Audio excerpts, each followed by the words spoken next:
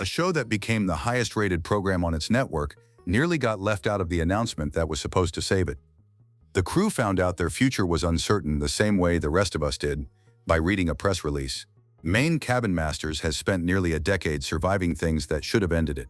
And by the time you finish this video, you'll understand exactly why none of those things did. The story doesn't start in a production office in Los Angeles or a pitch meeting in New York. It starts in Augusta, Maine, on a job site where a kid named Chase Morrill is following his father around with a hammer. Chase is a 10th-generation Mainer. His family roots in the state go back further than most countries have existed in their current form. His grandfather held a civil engineering degree. His father, Eric Morrill, was a builder. From the time Chase was old enough to carry a tool, he was on job sites watching how things got built and how they fell apart. That early exposure didn't just teach him carpentry. It taught him how to look at a structure and understand what it wanted to be, which is a completely different skill than knowing how to swing a hammer. After high school, Chase enrolled at the College of the Atlantic in Bar Harbor, where he studied community planning. His brother-in-law Ryan Eldridge was there too, studying English. Their friend Matt Dix was pursuing something related to the ski industry. None of them were studying television. None of them had any plan that involved cameras. After college, Chase came back to Maine and got to work. He co-founded a company with his college roommate called Waterways, focused on finding abandoned properties, renovating them, and selling them. Eventually, he and his sister Ashley, along with Ryan, Matt Dix, and their friend Jared Baker, formed what would become Kennebec Property Services, a contracting operation based out of central Maine. They built things, fixed things, saved things that most people would have demolished. Ashley had studied graphic design at the University of Maine. She brought that visual instinct to the design side of projects. Ryan handled the structural work and developed a reputation as the voice of reason on job sites. Jared, who everyone called Jedi, came in later as a master carpenter. Matt Dix, known as Dixie, rounded out a crew that had grown up within 20 miles of each other in the Augusta-Gardner area and had been friends most of their lives. They weren't a television cast waiting to happen. They were contractors who happened to be interesting. And if a family friend hadn't mentioned something to Chase at the right moment, that's exactly all they would have ever been. In 2015, a production company out of Denver, Colorado called Dorsey Pictures was quietly looking for something specific, a Maine carpentry crew that could restore old cabins on camera. They had a concept. They needed real people to put in it. Chase heard about it through the mother of his daughter's best friend. That's how close it came to never happening. He sent one email. There were a series of Skype calls, and then, one day at the job site in Wayne, Maine, where Chase and the crew were in the middle of constructing a timber frame, 7 black SUVs pulled up. The production team climbed out, dressed in all black, and immediately started setting up cameras, lighting, and sound equipment around people who were just trying to do their jobs. The producers told them not to get their hopes up. They said only about 1 pilot in 1,000 actually gets picked up. Chase has talked about this since. His response at the time was that they'd have fun making it regardless, and if it never aired, at least they'd have a good story to tell. The pilot shot in the spring of 2015. The cabin chosen for it had been in a family for 60 years, a place called the Daggett Camp, and it was in serious disrepair. Chase looked at it during the walkthrough and immediately understood what it needed. The budget was $30,000. The deadline was 6 weeks. Those 2 numbers would become the structural DNA of every episode that followed. When DIY Network looked at the footage, they wanted more. By November of 2015, Chase had a contract in hand. He signed it on the hood of his truck. He has admitted since that he didn't read it first. The show premiered January 30th, 2017. The first episode drew strong enough numbers that the network wanted to know when they could have more. By season 3, Maine Cabin Masters was pulling over 3.5 million total viewers per season, the highest-rated program on DIY Network. Nobody in Wayne, Maine saw that coming, including the people in it. But here's the part that changes everything about what you just heard. The show hit its stride fast. By season 2, the format was locked in. Chase introduced the camp. Ashley designed the transformation. Ryan kept things grounded. Dixie and Jedi built what needed building.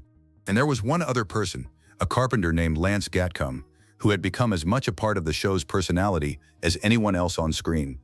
Lance was the cast member who made you laugh when the job was going badly. He had a charisma that was entirely his own, unpolished, unpredictable, and genuinely funny. He appeared in 37 episodes across the show's first 3 seasons. Fans remembered lines he threw out in passing. They noticed the chemistry he had with the rest of the crew. He was, by any measure, a fan favorite. When Season 4 premiered in December 2019, he wasn't in it. There was no announcement, no episode addressing his departure, no network statement. Lance Gatcombe simply wasn't there anymore, and nobody in a position of authority said why. What the production team did allow was a small window in Season 2, a single episode where Lance mentioned, while talking about what was coming next, that he was leaving to spend more time with his new child. He called it a bittersweet moment. That was the closest thing to an official explanation the show ever offered. Lance has no active public social media presence. He never issued a formal statement. The theory that his departure was primarily personal, centered on a new baby and a private life that he valued more than a camera crew, fits every piece of information that's actually confirmed. But the production company's complete silence on the matter left a gap that fans filled for years with questions that were never answered. What that silence revealed about Maine Cabin Masters is more interesting than any official statement would have been. The show didn't lean into the drama of his exit. They didn't manufacture a goodbye moment for ratings. They just kept working, which is exactly what contractors do when someone leaves a job. Lance built a home for his family. He kept livestock. He stayed in Maine. From what can be verified, he remained exactly the private, nature-oriented person he always was. The show moved on, but the crew that was left behind was about to face something far more existential than one departure. Most people who know this story stop here, but the real story starts right now. By 2021, it had become public knowledge that DIY Network was being converted into the Magnolia Network, the television brand built by Chip and Joanna Gaines following their exit from Fixer Upper, and the Magnolia brand they built in Waco, Texas. The relaunch was positioned as a values-driven alternative to standard HGTV content, with an emphasis on authentic storytelling, real families, and a slower, more intentional approach to renovation television. Magnolia was extremely selective about what shows made the cut. When Deadline, the entertainment industry's trade publication, published the initial Magnolia Network lineup, Maine Cabin Masters was not in it. Read that again. The highest-rated program in DIY Network's history was not included in the announcement of what was moving to the new channel. Chase and Ryan addressed this publicly while it was happening. In an interview with the Maine magazine, Chase said, "The Magnolia Network, from what I've been told, is being very selective about what shows they're bringing into their brand." Ryan was more direct. "Chip and Joanna pretty much have our fate." He described the preceding years as up and down, and noted that the team didn't usually find out whether they had a next season until several episodes of the current one had already aired and the ratings were known. The transition plan, as it was eventually communicated to the cast, involved splitting the season, 10 episodes going up on DIY in its final days, 10 being held for Magnolia, then a review of the numbers. The show was essentially on trial for its own survival. What's remarkable about how Chase and Ryan talked about this period is the absence of panic in their language. They described the uncertainty with the same flat-footed practicality they bring to a cabin walkthrough. Ryan put it simply, they were going to be building camps, regardless of whether a camera crew was following them. The TV part was additive. The work was the work. That attitude, the complete lack of dependence on television validation, may be exactly why Magnolia eventually kept them. The network's brand was built on people who meant what they did, and the crew of Maine Cabin Masters had made it transparently clear that they did. The show survived the transition. It moved to Magnolia in January 2022 and found, if anything, a better home. The early DIY seasons had been edited with a more friction-heavy, manufactured tension approach. Magnolia leaned into the show's natural rhythm, the relationships, the landscape, the quiet satisfaction of a camp owner seeing their family's history brought back to life. And if you think that was surprising, stay with me, because this next part is why the whole story matters. In 2020, while the crew was in the middle of a surge of demand driven by the pandemic, more people than ever were looking to restore rural cabins and escape from cities. Kennebec Property Services was performing renovations on 5 properties in central Maine. These were older structures, pre-1978 construction, the kind of buildings that frequently contain lead-based paint. The EPA's Lead Renovation, Repair and Painting Rule, the RRP rule, is a federal regulation that requires contractors working on pre-1978 homes to be certified, to assign certified supervisors to renovation work, to notify homeowners in writing about lead risks, and to maintain records demonstrating compliance. Kennebec Property Services did not meet those requirements on 5 projects. The EPA launched an investigation in 2020. By 2021, the agency had initiated a formal complaint. In October 2022, just months after the Magnolia transition, Kennebec Property Services settled with the U.S. Environmental Protection Agency. The company paid a civil penalty of $16,500. As part of the settlement, they agreed to obtain RRP certification to include lead safety information in at least 3 episodes of the upcoming television season, and to address the issue in an episode of their From the Woodshed podcast. The company's response to the settlement was a single statement from their business development manager, acknowledging that they had worked with the EPA to address the agency's concerns. No defensive posturing, no dispute of the findings. The renovation work that triggered the complaint had been done in 2020, when demand was at its highest and the pace of work had accelerated sharply. That context doesn't excuse the violations. Lead exposure in older homes is a genuine health risk, particularly for children, but it explains how a crew with no prior history of regulatory action ended up here. What the settlement required them to do on screen was actually significant. A renovation show with millions of viewers airing lead safety education across multiple episodes has a practical public impact that extends well beyond one fine. The EPA understood that. The settlement was structured to convert the show's reach into a correction, not just a punishment. The show did not miss a season. The cast was not named individually in the enforcement action, and the next season aired with the required safety segments, which the audience received without any noticeable backlash. What happened next is the reason this story spread across the internet. Between the Lance departure, the Magnolia transition, and the EPA settlement, the show was running 3 simultaneous existential challenges by 2022. And at the same time it was navigating all of that, the Kennebec Cabin Company was experiencing the most significant business surge in its history. The pandemic fundamentally changed what Americans wanted from their living situations. City dwellers, who had spent years telling themselves they'd eventually buy a cabin, or fix up the family camp, or find somewhere to go when the world got loud, those people stopped waiting.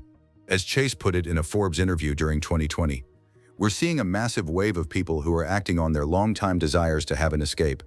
Ryan added context. Many of the people calling them had grown up outside cities and moved to urban areas for work. The pandemic didn't give them new desires. It removed the reasons they'd been postponing old ones. The production company and the network had something no amount of advertising could have engineered, a show whose subject matter became the exact thing millions of people were actively thinking about at the exact moment they had the most free time in years. Maine Cabin Masters became, according to People reporting, the most viewed program on DIY Network during the pandemic viewing surge. This is where something worth examining closely sits. The show's budgets on screen, the numbers Chase quotes during the cabin walkthrough, reflect materials only. Labor is covered separately through the production arrangement. Kennebec Cabin Company's actual revenue came from off-screen clients, many of whom paid full market rates for renovations that never appeared on television. By the time Chase was talking about the pandemic boom, the company was receiving over 100 project applications a month. The retail operation at their Manchester, Maine headquarters attracted tens of thousands of visitors in its first year, people who drove to rural Maine specifically because of the show. Restaurants opened nearby. Tourism in the area increased. The show had functioned as economic infrastructure for the region surrounding Manchester in ways that bear almost no resemblance to what the original production pitch described. And through all of it, the departure, the network switch, the federal settlement, the boom, Chase and Ashley and Ryan and Dixie and Jedi kept going to work in the same way they always had. Here's what the comments kept asking, and here's the answer they never got, until now. In 2024, Chase Morrill did something that genuinely surprised a significant portion of the show's audience. He announced that he had purchased a property in a remote Italian village in the Molise and Abruzzo regions for approximately $97,000. The structure was a former animal stable. His plan was to convert it into a family home, bring the whole crew over, and film the renovation as a 6-episode spin-off called Maine Cabin Masters, Building Italy. The challenges were real and not manufactured. Italian seismic regulations required that structural work be overseen by locally certified contractors, which meant Chase and the crew were operating within a construction system that didn't recognize their credentials for the most critical parts of the project. They couldn't find tools without navigating a language barrier. The materials were different. The methods were different. Everything that the crew had built their identity around, the accumulated knowledge of Maine's specific building culture, the timber sources, the particular character of old New England structures, was irrelevant in Molise. The spin-off premiered June 17, 2024. Fan response was split. Some viewers appreciated watching the crew operate outside their comfort zone. Others found it disorienting. They wanted Maine. They wanted the camps. They wanted the specific atmosphere that the show had spent 7 seasons building. The Italy property became a private family vacation home after filming concluded. No second international season has been announced. What the Italy project revealed, to anyone paying close attention, is that Chase Morrell's identity is not contingent on television. He bought a house in Italy because he wanted one. He brought the crew over because they're his friends. The fact that there was a production deal attached to it was, in the logic the crew has applied to everything since 2015, incidental to the actual point. Season 13 confirmed that logic. Magnolia Network announced the renewal in May 2026, with the season premiering May 25.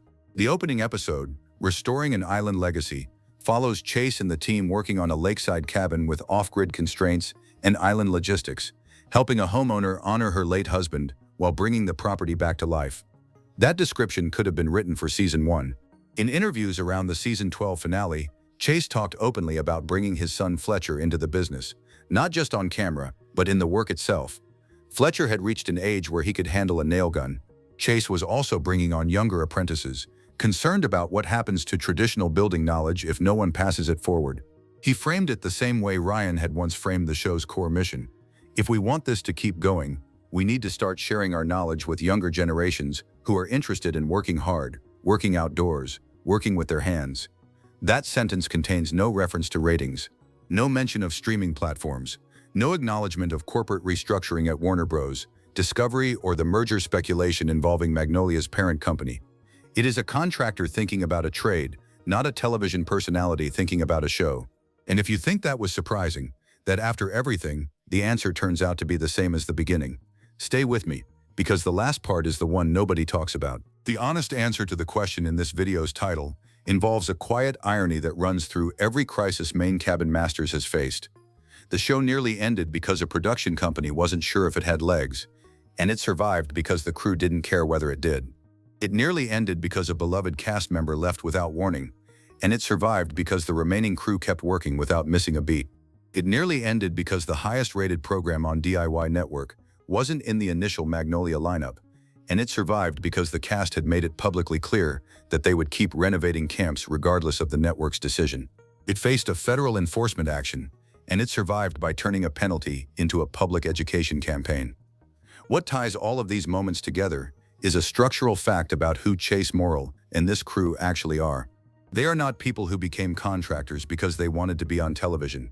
They are contractors who ended up on television because a production company happened to find them. That sequence matters enormously. Most shows die when the thing holding them together, a network deal, a key cast member, a production partner, is removed. Maine Cabin Masters is held together by something that predates all of those relationships and will outlast any of them. The Kennebec Cabin Company still takes on private clients who never appear on screen. Ashley's design work, her rustic county home decor line, her painting, exists entirely outside the television frame. Ryan still manages crews. Dixie and Jedi still build. The podcast still records. The Manchester retail store still draws visitors from out of state and from overseas who want to see where the show lives. A German couple once wandered into the Lobster Festival in Rockland and told Chase they'd seen the show and decided to come to Maine on vacation. The next time Chase saw them, they'd bought a place there. The show did that. But the show was only possible because the people in it were already doing the thing the show is about. That distinction is why it's still here. 12 seasons in, 17 episodes, 2 network homes, 1 federal settlement, 1 international spin-off, and a cast departure that was never officially explained, and the same 5 people are still driving to old camps and asking what they want to be. Season 13 is on the air. Fletcher Morrell is swinging a nail gun. The camps keep coming in, the applications keep arriving, and somewhere in rural Maine, a family cabin that 3 generations of people thought was past saving is about to get a second life. The question this show has quietly been asking since 2017 is one that has nothing to do with renovation. It's about what you build your identity around when everything external is uncertain.